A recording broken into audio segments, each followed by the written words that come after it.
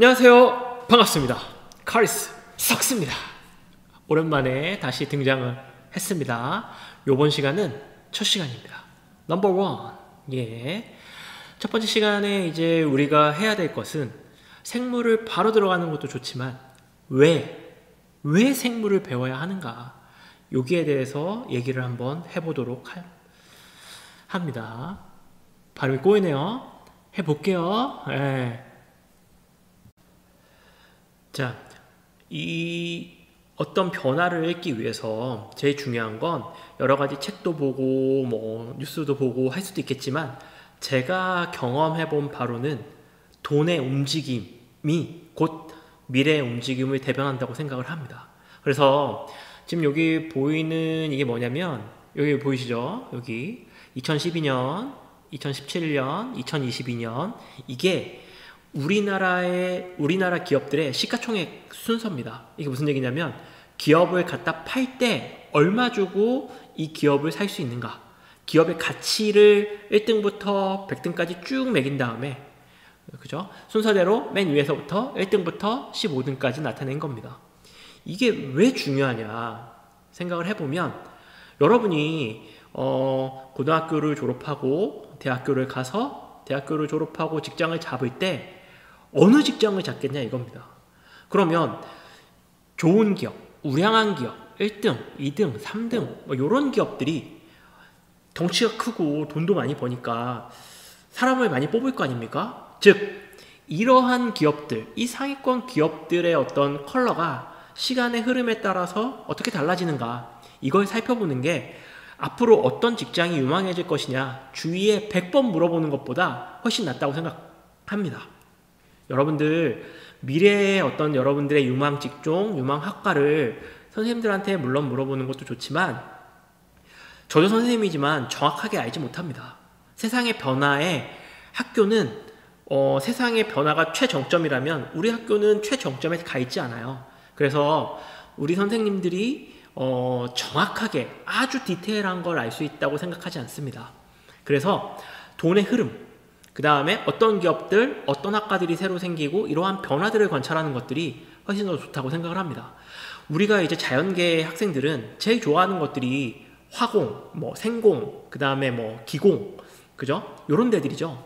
그 다음에 뭐 의료계통 관련 이런 계통인데, 왜 이런 것들이 인기가 많을 수밖에 없는가에 대해서 생각을 좀 해보면, 여기 보세요. 2012년에 제일 잘 나갔던 게 삼성전자, 뭐 현대차, 뭐 하는 데인지 알죠? 포스코, 포항제철 얘기하는 거고, 기아차, LG화학은 우리 주변의 생활용품 뿐만 아니고 뭐 석유화학 제품들을 만드는 그런 곳입니다. 현대모비스 자동차 만드는 데고, 현대중공업 배 만드는 데죠. 하이닉스 반도체 만드는 데고, 신한지주는 신한생명, 그죠? 보험, 은행 이런 것들 하는 회사입니다. 삼성생명은 보험회사고, SK이노베이션, SOL 정유회사죠. 한전은 뭐 아실 거고, 금융회사, LG전자. 그럼 보세요. 어떤 과를 뽑겠냐 이거죠. 삼성전자 반도체 1등. 그럼 어떤 과를 나오면 삼성전자 취직이 잘 될 거냐? 반도체 관련 학과 나오면 계속 취직이 잘 되겠죠. 그럼 보시면 2012년, 2017년, 2022년 10년 내내 삼성전자 1등입니다. 그러면 삼성전자에서 밀고 있는 유망한 사업 분야로 우리가 진학을 하고, 만약에 관심이 있다면 진학을 하고 그 길에 서 있는 것이 앞으로 미래의 유망한 길 위에 서 있다고 생각할 수 있어요. 그리고 보면 2012년에는 현대차, 기아차, 뭐 포스코 이런 것들, 그 다음에 현대모비스, 현대중공업 이런 것들이 다 뭔가를 만드는 거잖아요. 기구를 만드는 거잖아요. 그러니까 기계공학과 출신의 학생들이 잘 될 수밖에 없어요. 나오면 취직이 잘 될 수밖에 없습니다. 그 다음에 여기 보시면 LG화학, SK이노베이션, SOL, LG전자는 좀 다르네요. 근데 이런 것들이 다 뭐냐면 화학공학 관련된 어떤 업종들이기 때문에 거기 출신들을 많이 뽑을 수밖에 없습니다. 물론 LG화학이라고 해서 화학과만 뽑는 건 아니에요. 하지만 뭐 영업도 하고 이런 거 빼고, 우리가 이제 자연계에 온 학생들 혹은 자연계에 오지 않았지만 관심 있는 학생들은 그런 걸 생각하잖아요. 뭐 영업하고 이런 게 아니고 뭔가 연구해서 세상을 바꾸고 좋은 물건을 만들고 이런 것들을 생각하는데, 그런 것들을 할 수 있는 기반이 이렇게 마련돼 있다는 거죠. 그죠? 그러니까 10년 전에 기계공학과, 화학공학과, 그 다음에 요런 어떤 뭔가를 만드는 데는 물리학의 지식이 굉장히 많이 필요합니다. 그러니까 물리학과. 네. 이런 데들이 잘 나갈 수밖에 없는 거예요. 그 다음에 여기 보시면 신한지주, 삼성생명, KB금융 이런 데들이 전형적으로 문과 학생들이 취직을 많이 하는 그런 곳입니다. 그러면 여기 보면 이런 데들이 이제 정확하게 경제, 경영 이런 과를 나온 학생들을 많이 취급하는, 많이 뽑는 그런 것이었죠. 자, 그런데 이제 볼게요. 시대가 달라졌습니다. 2012년, 5년 뒤, 10년 뒤. 그러면 10년이 지난 지금, 10년 전과 비교했을 때 새롭게, 완전히 새로운 기업들이 많이 등장을 하고 있어요. 그러면 10년 만에 세상이 바뀌어가고 있다는 얘기입니다. 그런데 10년 전의 기억을 가지고 그때 유망했던 그 과들, 그때 유망했던 그 진로들만을 계속 쫓으면 앞으로 미래는 10년 전으로 돌아갈 가능성은 적겠죠. 그러니까 최근의 트렌드와 최근의 흐름을 따라가는데 제일 좋은 거는 기업을 보는 겁니다. 어차피 기업에 들어가는 거니까요. 그죠? 세상이 그 기업에 맞게, 기업이 세상에 맞게 변하는지 아니면 세상이 기업에 맞게 변하는지 모르겠지만 일단 보시죠. 삼성전자, SK하이닉스 뭐 1, 3등입니다. 반도체. 그래서 반도체 학과들이 사람을 더 많이 뽑기 위해서 노력을 합니다. 그리고 연대나 고대 같은데, 서울대도 마찬가지지만 반도체하고 회사하고 아예 자매결연을 맺어가지고 졸업을 하면 인재로 채용하겠다, 이런 협약까지 맺어가면서 반도체 인력들을 키우고 있는 거예요. 너무 당연한 얘기입니다. 우리나라 제일 잘 나가는 1, 3등 기업들이 반도체 기업이니까 거기 반도체 웨어의, 반도체 소프트웨어, 반도체의 어떤 로직을 담당하거나 반도체의 어떤 구조적인 어떤 뭔가를 만들거나 이런 데들이 인력이 잘 될 수밖에 없는 겁니다. 그 다음에 여기 보시면, 자, 새로운 거, 네이버, 카카오, 이런 인터넷 기업들이 그 전에는 없었는데 새로 생겼습니다. 여기 카카오뱅크까지, 그죠? 카카오뱅크, 카카오, 그 다음에 네이버, 이런 기업들, 인터넷 기업들, 그 전에 없었던 새로운 어떤 그런 회사들이 생겼어요. 그러면 이런 새로운 회사들이 왜, 뭐 때문에, 어떤 것 때문에 사람들에게 가치를 줘서 이렇게까지 클 수 있었냐? 그 유망한 분야를 따라가는 것, 이게 제일 좋다 이거죠. 유망한 걸 찾을 때, 그죠?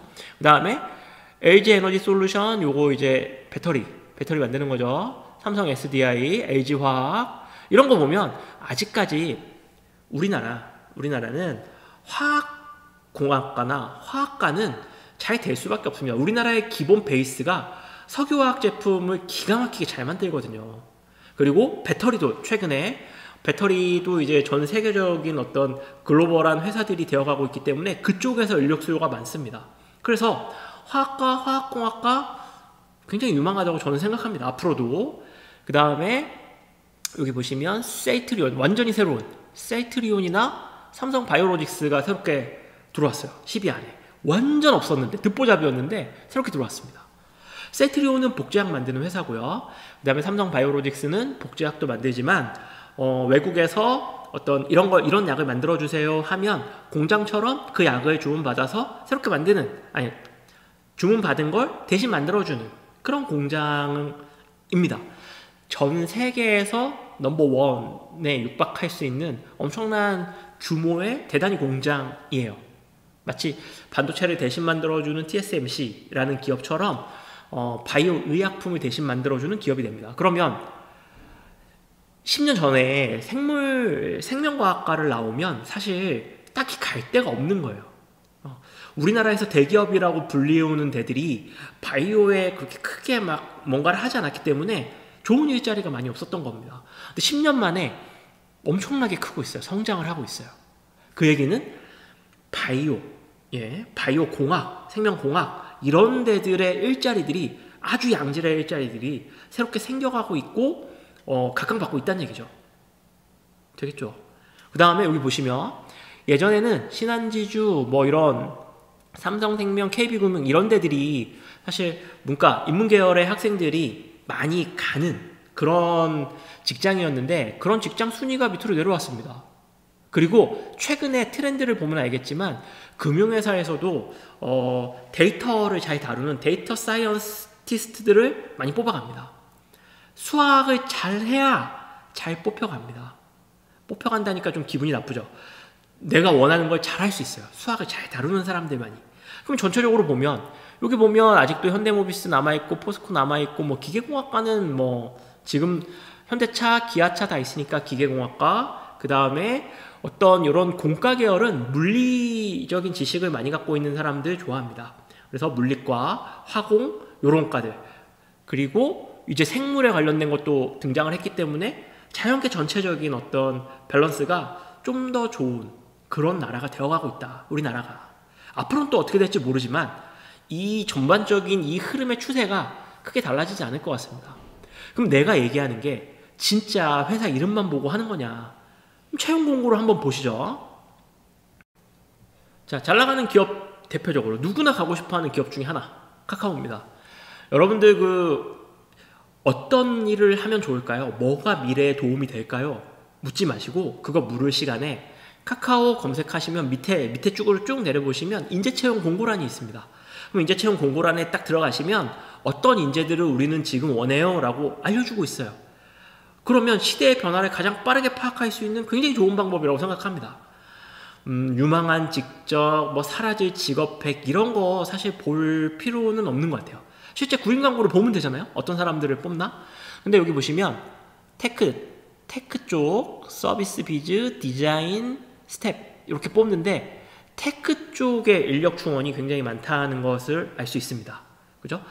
이게 96명을 뽑는다는 게 아니고 이 각각의 섹터에서 몇 명을 뽑을지는 모르죠. 능력이 되면 많이 뽑겠죠. 그러니까 96개 섹터에서 각각의 기준에 맞게 사람을 선별한다는 얘기입니다. 한번 보세요. 근데 전체적으로 이 테크 쪽에 이 카카오라는 회사가 그래서 그런지 서버 관련된 어떤 기술진하고 데이터 분석할 수 있는 기술진들을 굉장히 많이 요구합니다. 그래서 여기 보시면 여기 데이터 분석가가 우대사항이 이건 필수입니다. 예, 요건 필수고 뭘 우대하냐면 수학, 통계, 자연과학 전공, 그죠? 그리고 데이터 분석 결과를 서비스해본 경험이 있는 자, 통계 리모델링. 그러니까 수치화된 대용량의 데이터를 수치화해서 다뤄볼 수 있는 사람, 내가 원하는 정보를 그 대용량의 정보에서 뽑아낼 수 있는 사람들이 기업이 좋아하는 사람들이라는 거죠. 그죠? 그 다음에 여기 보세요.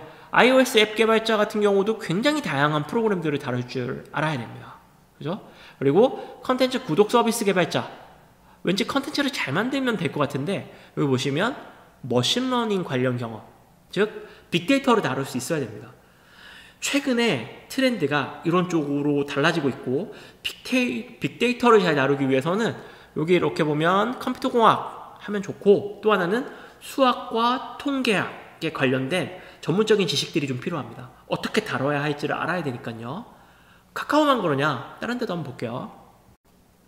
자, 네이버입니다. 네이버인데 네이버도 보시면은 여기 이제 개발진들을 굉장히 많이 뽑죠. 설계, 디자인 5분야, 컨텐츠 서비스. 네이버가 어디에 힘을 쏟느냐? 뭔가 요 어떤 UI를 개발하거나 서버를 개발하거나 빅데이터를 다루는 이런 개발 영역과 컨텐츠를 새로 만들고 기획하는 이런 영역이 네이버가 힘을 쏟는 영역이구나. 그럼 앞으로 그런 분야의 확장성이 커지겠구나. 이걸 빠르게 받아들일 수 있습니다. 직관적으로. 그리고 알려줘요. 어떤 사람을 원하는지. 그러면 이게 곧 이런 능력을 갖추는 게 이제 여러분이 앞으로 대학 가고 대학원에 가서 해 나가야 되는 어떤 목표가 되는 거죠, 사실. 빠르게 파악할 수 있어요. 여기 보시면은 개발 파트, 여기 설계 디자인 파트 보시면은 워크 모바일 프로덕트 디자이너, 모바일 프로덕트 디자이너지만 그럼 왠지 우리가 이제 막연한 상상으로 모바일 제품을 디자인하니까 디자인 능력이 크게 필요할 것 같은데, 여기 보시면 일단 외국어 소통 능력이 가능하고, 그 다음에 실제로 여기 보시면 우대사항이 뭘 진짜 해본 사람들을 좋아합니다. 진짜 해본 사람. 네. 그리고 서비스에 대한 이해를 바탕으로 설계를 할 수 있는 사람, 논리적인 설계를 할 수 있는 사람, 그죠? 막 그림 그리고 이런 것들 물론 잘하면, 디자인적인 요소 뛰어나면 그건 그거대로 인정을 받지만, 디자인이라고 하는 어떤 틀이 뭘 그리고 만들고 라기보다는 어떤 로직으로 사람들을 좀 더 편하게, 어떤 로직으로 클릭을 한 번이라도 덜하게 할 수 있는가, 이런 것들을 연구한다는 얘기입니다. 그래서 그런 분야의 사람들을 많이 뽑는 얘기죠. 그리고 컨텐츠도 보시면 여기 글로벌 쇼핑 광고 상품 기획 디자이너가 있습니다. 예. 이거 그러면 상품을 기획하는 거니까 이건 뭐 이과랑 별로 상관없겠네 라고 생각하지만, 여기 보시면 데이터 통계 데이터, 빅데이터를 활용하고 지표를 분석할 수 있는 데이터 기반의 업무를 할 수 있는 사람들을 뽑는 얘기입니다. 상품을 하나 기획하더라도 엄청나게 많은 빅데이터들을 바탕으로 그 상품의 유용성과 어떤 가치, 그 다음에 나아가야 될 방향을 잡아줄 수 있는 사람들을 뽑는다는 얘기예요. 그런 능력이 필요합니다. 그래서 여러분이 지금 제가 이런 얘기를 계속 반복하는 이유는, 여러분들이 힘들고 어렵지만 문과든 이과든 상관없이, 요새 문과 이과 구분도 없죠. 다만 과학탐구를 가지고 지금 제가 나눠서 얘기를 하고 있지만, 뭐든 간에 수학적인 마인드와 논리력을 갖춰야 됩니다. 그게 어디든. 최근에 트렌드가 그래요. 여러분한테 힘듦을 강요하고 있죠. 거기다가 우리나라의 사업 구조상 자연 계열에 해당하는 기업들이 많고, 그러다 보니까 그쪽의 취업률이 높을 수밖에 없어요. 근데 갑자기 우리나라가 어떤 문화적인 컨텐츠가 유명해지면서 인문적인 회사가 갑자기 많아질 거냐, 그건 좀 쉽지 않다고 봅니다. 우리나라의 어떤 위치상. 네. 그러면 이제 또 다음 얘기를 한번 해볼게요. 그럼 지금까지 제가 한 얘기가 진짜 허황된 거고 선생님이 그냥 하는 얘기냐, 한번 볼게요. 보시면 2021년 12월 27일에 발표한 취업 통계 자료입니다. 여기 고등교육기관, 고등학교 나온 애들 혹은 그에 준하는 교육을 받은 사람들의 취업률, 전문대학, 대학, 일반 대학원입니다. 여기 보시면 여기 이제 우리의 꿈은 대학과 일반 대학이니까 이쪽을 위주로 한번 볼게요. 여기 인문사회 교육계열의 취업률이 50% 정도 됩니다. 그죠? 여기 보시면 이 세모 표시는 줄었다는 얘기입니다. 2019년에 비해서 2020년이. 그러면 인문계열은 줄어들고 있고 사회계열에 경상계열이 포함되어 있어요. 그래서 경영, 경제가 이쪽 라인에 있기 때문에 여기보다는 취업률이 좀 더 높습니다. 그죠? 공학계열은 여기보다 좀 더 높죠. 자연계열보다는 공학계열이 좀 더 높죠. 공학계열의 인재들을 어떤 공장에서 활용하기가, 쓰기가 좀 더 공장이 잘 적응할 수 있기 때문에 마인드 자체가 공학과 자연계열은 조금 다릅니다. 그래서 공학계열의 취업률이 좀 더 높은데, 근데 생각보다 높진 않죠. 50%대니까 60% 초반대거나. 의학계열, 뭐 간호사, 뭐 의사 이런 부분은 굉장히 높습니다. 네. 근데 보세요. 이 대학원으로 가면 자연계열의 취업률, 공학계열의 취업률이 굉장히 높이 올라가는 것을 알 수 있어요. 이게 무슨 얘기냐면은 자연계열과 공학계열이 최근에 지식의 확장이 엄청나게 커지고 있기 때문에 석사과정만으로는 이 지식을 충분히 따라가지 못해요. 그래서 전문적인 어떤 지식을 가지고 취업을 하기 위해서는 좀 더 깊이 있는 지식이 필요합니다. 그래서 대학원을 가서 공부를 하면 역시나 취업은 잘 됩니다. 취업이 목표는 아니지만, 취업이 내 인생의 목표가 될 수는 없죠. 하지만 내가 원하는 곳에 갈 수 있는 역량을 만들어놔야 될 거 아닙니까? 그러기에 좋다. 그리고 여기 보시면 인문계열은 올라가긴 하지만 그 폭이 높진 않다. 사회계열의 경영, 경제 뭐 이런 쪽이 경영, 경제 혹은 인문사회계열에서 데이터를 다루는 역량을 갖춘 사람들, 이런 사람들의 취업률은 또 굉장히 높아집니다. 빅데이터를 다룰 수 있는, 그 수없이 의미 없는 데이터에 나열해서 의미를 뽑아낼 수 있는 사람들, 이런 사람들이 최근에 엄청나게 각광받고 있어요. 그리고 전체적인 흐름, 내가 꿈이 없고 뭐 할지 모르겠다. 그러면 일단 이쪽에 발을 담그고 있다가 나중에 선택을 하면 되죠. 선택의 폭이 이쪽이 넓을 거니까요. 자, 최근에 이제 대학 계열별 취업률을 보시면 여기 써져 있는 회사들이 다 여러분들이 좋아하고 가려고 하는 그런 기업들 아니겠습니까? 근데 이제 문이과의 전공 비율이 이렇게 됩니다. 차이가 많이 나죠. 그렇죠? 이거 2021년 9월 6일 조선일보 기사입니다. 여기 보시면 문이과에서 전공, 왜냐면 이런 회사들이 요구하는 인재들이 수학적인 어떤 기본적인 베이스, 과학적인 탐구 방법론이 어떤 체화되어 있는 사람들을 좀 더 좋아하다 보니까 이렇게 격차가 벌어지고 있습니다. 과학기술은 지금 현재 이 시점에서 엄청나게 빠른 속도로 달라지고 변화하고 있어요. 앞으로의 10년 뒤에 제가 이 방송을 만약에 또 찍는다면 지금 찍는 거하고 비교를 해볼 텐데 이 비율은 더 크게 벌어지면 벌어졌지 이게 역전되는 일은 제 생각에는 없을 것 같습니다. 예, 이게 어떤 특정한 과를 뭐 무시하고 그런 게 아니에요. 지금 시대의 변화가 이렇게 흘러가고 있다는 얘기입니다. 여러분들이 힘들고 어려워도 정확하게 눈을 뜨고 눈 딱 뜨고 살펴보고 어렵지만 해야 하는 걸 찾아서 할 필요가 있습니다. 그죠? 자, 이게 이제 작년에 신설된 학과들입니다. 작년에 신설된 학과. 근데 이거 잘 생각해 보셔야 돼요. 대학이 학과를 신설한다는 게 무슨 의미냐? 그것도 전문대 같은 데가 아니고 서울에 있는 메이저 학교들이 학과를 신설한다. 학과를 신설하면 일단 교수님을 모셔와야 될 거 아닙니까? 교수님, 학과를 신설했는데 교수님을 한 명 모셔올 수는 없고 교수님을 몇 명을 모셔오고 최소한 한 학과당 4-5명은 있어야 될 거잖아요. 그러면 이런 학과에서 뭐 내노라 하는 교수님들을 모셔오겠죠. 모셔오고 그러면 교수님 모셔오면 연구실도 만들어줘야죠. 장비도 마련해줘야죠. 그 다음에 이제 박사들, 포닥들 같이 붙어가지고 있을 수 있는 어떤 공간도 만들어줘야죠. 그 다음에 뭐 오자마자 그냥 뭐 밥값 주면서 연구해라 이게 안 되잖아요. 그러니까 어느 정도 연구비도 지원해주고 그 액수가 엄청나게 크고 또 하나 새롭게 학과를 만들어서 첫 졸업생이 제대로 취업도 안 되고 뭐 재기능을 못해요. 그랬을 때 엄청난 그 어떤 압박이 될 수 있겠죠. 그러니까 대학이 학과를 만드는 건 이 분야가 뜰 것 같아서 만드는 게 아닙니다. 이러한 서울에 있는 유명한 대학들이 새로운 신설학과를 만든다는 건 인프라가 갖춰져 있다는 얘기입니다. 이미.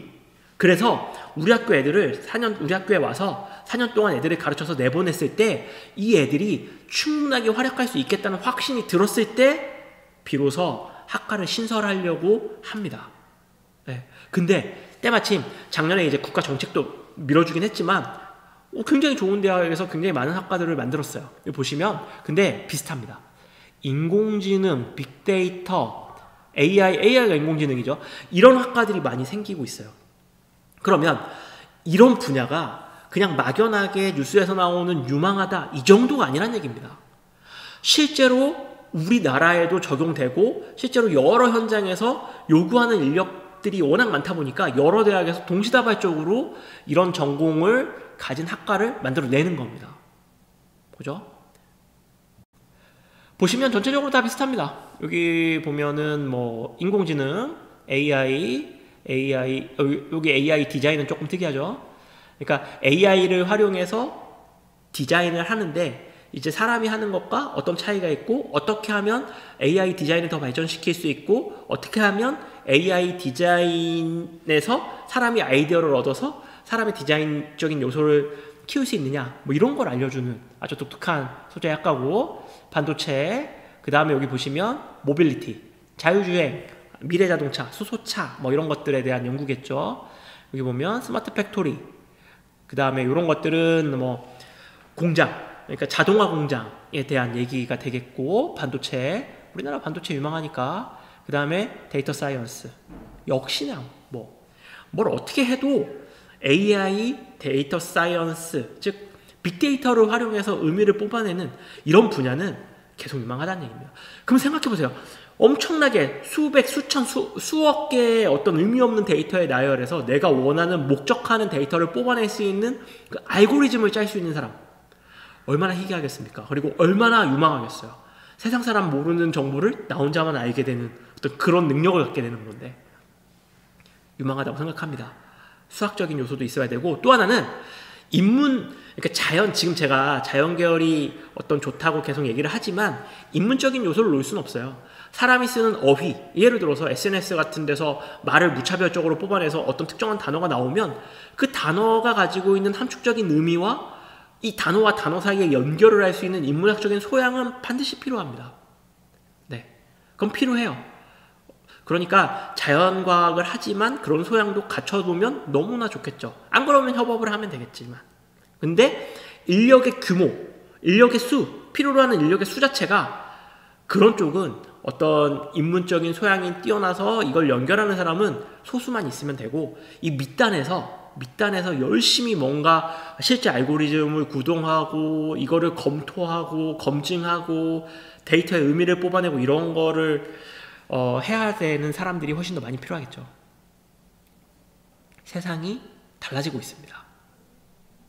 자, 이제 세상의 변화를 알려주는 마지막 찬스. 여기 보시면 서울대에서 발표를 했습니다. 2024년 입학전형에서 이제 그 선택이 많아지면서 고등학교에서 선택이 많아지면서 여러 과목들을 막 고르는데 대학마다 우리 과에 오려면 이런 과목들은 듣고 와줬으면 좋겠다. 그게 핵심 권장 과목입니다. 근데 반대로 얘기하면 서울대 정도에서 핵심 권장을 할 정도면 이거 안 들으면 오지 말란 얘기입니다. 그리고 권장 과목이면 이거 들으면 좋아, 이거 듣고 와주면 좋겠어 라고 하지만 서울대가 이렇게 발표하면 이거 안 들은 애들이 뽑히기가 굉장히 어려울 겁니다. 다 들으란 얘기죠. 근데 여기 보시면 인문대학은 특별하게 과목을 지정하지 않았습니다. 그러니까 열심히 하고 노력하는 걸로 충분해 이런 의미고 사회과학대학에서도 경제학부만 미적과 확통, 즉 수학적인 어떤 능력들을 고려해야 되기 때문에 이런 과목들을 권장 과목으로 선정을 했죠. 자, 그 다음에 여기 이제 자연과학대학 보시면 자대는 과학 과목을 기본적으로 핵심 과목으로 뽑아놨고요. 그 다음에 여기 보시면 미적과 확통, 미적은 자대의 어떤 기본적인 어떤 역할을 합니다. 미적은 무슨 과를 가든 생명과학과를 가도 미적은 하라잖아요. 화학과도 미적, 그죠? 그 다음에 또 하나 여기서 잘 보셔야 되는 거는 너무 덩치가 크거나 뭐 이렇게 한눈에 들어오지 않는 걸 하는 공간감이 필요한 어떤 그런 학문들은 기하를 필수적으로 원합니다. 아니면 보이지 않아서 어떤 머릿속으로 사고를 해야 되거나 여기 보시면 수리과학부, 그 다음에 천문, 눈에 안 보이고 너무 거대하잖아요. 기하 알아야 되고요. 지구환경, 요런데 기하, 여기 들어있네요. 기하. 그 다음에 여기 보시면 눈에 안 보이는 거, 에너지, 그죠? 너무 커서 한눈에 안 들어오는 거, 배, 항공우주, 기하, 이런 것들 필요한 겁니다. 요거 한번 찾아서 한번 보세요. 그리고 여기 보시면 요런 거 잘 보셔야 돼요. 화학생물공학과가 우리가 이제 화학과 생물자가 써져 있으니까 화학을 좋아하거나 생물을 좋아하는 아이들이 여기를 지원하는데 보세요. 필수 과목이 화학생물이 아닙니다. 물리하고 미적기하요. 이건 수학 물리학과죠. 근데 화생공이 이런 거를 원하는 거야. 그러니까 과 이름만 보고 가시면 안 된다는 얘기입니다. 그러니까 이과가 어떤 과인지 정확하게 모르겠으면 이런 자료를 보시면 이러한 역량을 많이 갖고 있는 애들이 이과에 가면 잘 적응하겠구나 이런 걸 알 수 있는 겁니다. 들으면 좋은 건 화학이나 생물자 이름 붙어있으니까 들으면 좋긴 하겠죠. 근데 물리2가 필수다. 그리고 자연과학, 특히 공과 계열에서는 물리가 여러분의 상상보다 훨씬 더 중요하게 받아들여지고 있습니다. 그래서 물리학적인 지식을 갖추는 것 중요합니다. 수능과 별개로. 그리고 보면 이제 여기 이제 농생명대학들은 생물과, 생명과학 2, 이런 거 듣는 거 좋아하고 화학과는 뭐 그렇고, 나머지는 이렇게 보면 알 수 있어요. 생각보다 여러분이 잘 선택하지 않지만 중요한 과목은 물리고요. 우리나라의 산업구조상 화학이 굉장히 많이 필요로 합니다. 화학적인 지식이. 물질에 대한 탐구니까요. 그리고 최근 들어서 어떤 각광받고 있는 분야 중에 하나가 생물이다. 즉 과학이다. 수학은 기본이다. 이게 오늘의 제가 이렇게 긴 시간 동안 얘기한 이유죠. 자연계와 영원하라. 뭐 이런 거죠. 자, 이게 뭐냐면 대학에서 배우는 과목들입니다. 대학에서 배우는 과목들. 여러분들이 이제 자연계를 가든 공과를 가든 무조건 물화생지는 다 배우거든요. 일반 생물학, 일반 물리학, 뭐 일반 지구과학 이런 거 다 배워요. 그래서 대학에서 채택하는, 주로 많이 채택하는 케밀 생물학의 목차입니다. 그리고 여기 파란색이, 이 파란색 네모가 생물원과 관련 있는 단원들이에요. 이 빨간색이 생투와 관련된 단원들입니다.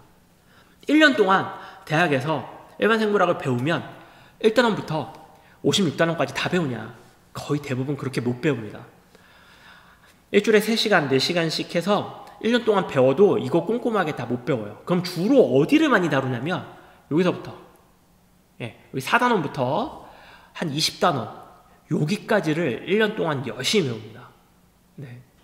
그러니까 생투를 배우는 게 대학 가서 직접적으로 활용할 수 있는 굉장히 중요한 키가 됩니다. 생원이 중요하지 않다는 게 아니에요. 근데 생원은 어느 정도 완전한 깊이감을 이루지 않고 그러니까 조금 약간 떨어져서 실생활에 직접 적용하기 어렵지만 생물학적인 어떤 생물의 맛을 보여주는 학문이라고 치면 생투만 해도 세포 내부에서 일어나는 일들을 주로 다루기 때문에 꽤 깊이 있게 이해를 하고 대학을 가면 거기서 조금만 발전하면 대학 수준이 됩니다. 그러니까 사실상 대학에서 필요로 하는 지식은 생원보다는 생투 지식을 훨씬 더 많이 요구합니다. 그리고 생투적인 사고, 그러니까 세포 내에서 일어나는 물질 수준에서의 어떤 물질의 입체 움직임, 그 다음에 물질 간의 어떤 움직임, 화학적인 지식 이런 것들을 머릿속에 넣고 사고하는 방식을 연습해서 가는 게 앞으로 여러분한테 훨씬 더 도움이 많이 될 거라고 생각합니다. 이게 우리가 생투를 모의고사를 보지 않더라도 공부를 해야 되는 매우 중요한 이유가 됩니다. 자, 우리가 이제 생투를 공부해야 되는 이유는 제가 귀에서 피나도록 열심히 얘기를 했고요. 이제는 실제로 이제 제가 어떻게 수업을 운영할 거냐, 앞으로도 원격이 많아질 수도 있는데 여기 보시면 구글 클래스에 반을 마련했어요. 제가 수업 코드도 알려드렸고 그 다음에 링크는 제 블로그에 링크가 있습니다. 요 수업에 참여할 수 있는 링크가 제 블로그는 카리스웍스 검색하시면 되고요. 그러면 앞으로는 모든 수업을 다 요렇게 올려드리도록 하겠습니다. 이렇게 올려드리고 그 다음에 구체적으로 이렇게 수업 탭을 만들었는데요. 이렇게 이제 책 단원별로 나갈 거고 요 숫자 1, 요 하나가 한차시 분량이란 얘기입니다. 1-1, 1-2는 1이니까 한차시 분량인데 동물과 식물을 구분해서 좀 더 여러분이 쉽게 받아들이라고 그냥 2개로 나눠 놓은 겁니다. 근데 1이 같은 숫자면 한차시 분량이란 얘기입니다. 수업할 때. 그러니까는 지금 제가 수업하는 거 요거 듣는 거 오리엔테이션이죠. 한차씩. 다음 시간에는 이거 듣는 거 한차씩. 그 다음 시간에는 요거 듣는 거 한차씩. 그 다음 시간에는 1이 아니고 2로 시작하는 뭔가를 듣는 게 또 한차씩 분량이 되겠죠. 자, 실제로는 이런 식으로 올라갈 겁니다. 제가 이제 설명을 쓰고 그 다음에 여기 2개의 링크, 2개의 파일이 올라올 텐데 이 PDF 파일은 제가 수업 시간에 여러분한테 나눠드리는 요약본에 대한 내용이고요. 요거는 제가 이제 블로그에 이 요약본만 하면 정확하게 알 수 없기 때문에 제가 그냥 설명하는 것처럼 말로 길게 풀어서 놓은 겁니다. 요약본이 아니고. 이거는 꼭 안 보셔도 돼요. 블로그 글은. 글이 일단 길고 뭐 특별한 그림이 많지 않기 때문에 글 읽는 거 좋아하지 않는 분들은 뭐 안 읽으셔도 되는데 심심할 때 한 번씩 읽어보시면 제가 쉽게 쓰려고 노력은 했으니까 한 번씩 보시면 도움은 될 것 같고 요거는 이제 프린트 내용이니까 제가 수업 시간에 프린트를 나눠드리긴 할 거지만 뭐 집에서 혹시 보셔야 되는 분들은 요거 열어서 보거나 다운받아서 보시면 됩니다.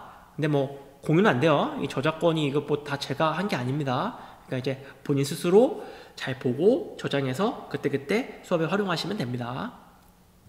자, 앞에서 얘기했던 그 긴 글이라는 게 이런 식입니다. 이게 이제 과학적 탐구 방법, 생명과학의 탐구 방법에 대한 얘기를 그냥 쭉 풀어서 요점 없이 그냥 말하는 것처럼 쭉 풀어서 그냥 책처럼 써놓은 거고요. 요약본은 어떻냐면 이런 식으로 우리가 흔하게 아는 그죠? 프린트 같이 이렇게 만들어진 이런 파일이 올라올 겁니다. 수업 때도 나눠 드릴 건데 못 오시는 분들을 위해서 제가 요거를 올려 놓을게요. 앞으로 그래서 구글 클래스룸에 모든 수업에 대한 정보가 이렇게 하나씩 쌓여 갈 거고, 그 다음에 뭐 어떤 과제라든가 뭐 여러분한테 할 연락이 있으면 다 구글 클래스에 그 구글 클래스룸을 통해서 연락을 드릴 테니까 잘 보시기 바랍니다. 오늘 긴 수업 들어주셔서 감사하고 여기서 마무리하겠습니다. 안녕.